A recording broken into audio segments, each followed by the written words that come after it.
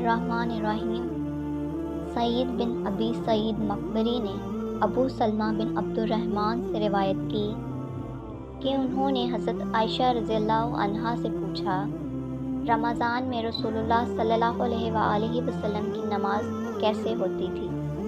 انہوں نے جواب دیا، رسول اللہ صلی اللہ علیہ وآلہ وسلم رمضان اور اس کے علاوہ دوسرے مہینوں میں فجر سے پہلے 11 رکعتوں سے زائد نہیں پڑھتے تھے۔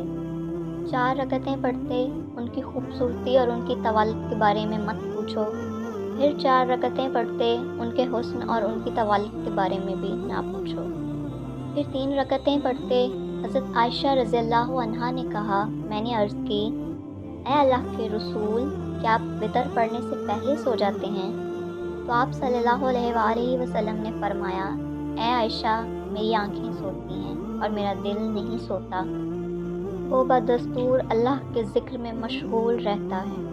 صحیح مسلم، حدیث نمبر 1723۔